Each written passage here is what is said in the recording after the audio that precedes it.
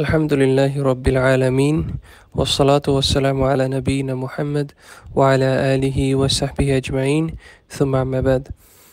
শেখ আব্দুর রাজ্জাক আল বদর হাফিজাহুল্লাহ তিনি যখন ইবন কাইয়্যিম রাহিমাহুল্লাহ ওনার যে বই আল ওয়াবিলুস সাইয়্যিব, যে বইটার মধ্যে জিকিরের বেনিফিটসের কথা মেনশন করা হয়, সেখানের মধ্যে একটা পয়েন্ট ইবন কাইয়্যিম রাহিমাহুল্লাহ তিনি বলছেন যে জিকির হচ্ছে একটা কারণ আমাদের গুনাহ মুছার জন্য এবং আমাদের মাগফিরার জন্য।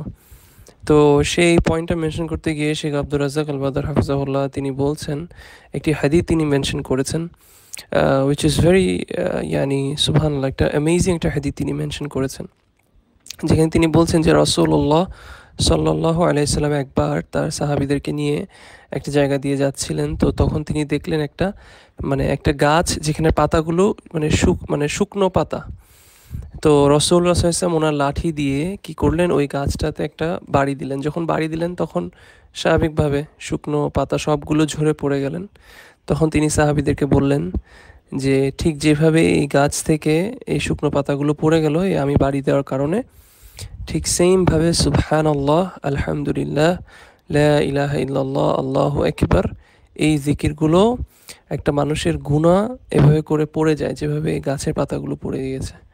সুবহানাল্লাহ, কত ছোট একটা আমল, কিন্তু কত বড় এটার রিওয়ার্ড, চিন্তা করে দেখতে পারেন।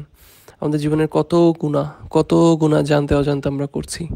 তো এই গাছের পাতা যেভাবে, শুকনো পাতাগুলো যেভাবে পড়ে গেল সেই লাঠির বাড়ি খেয়ে, এভাবে যদি আমরা আমাদের সারাক্ষণ জিহ্বাকে ব্যস্ত রাখতে পারতাম এই জিকির দিয়ে, তাহলে আমাদের কত গুনাহ না ঝরে পড়ে যেত।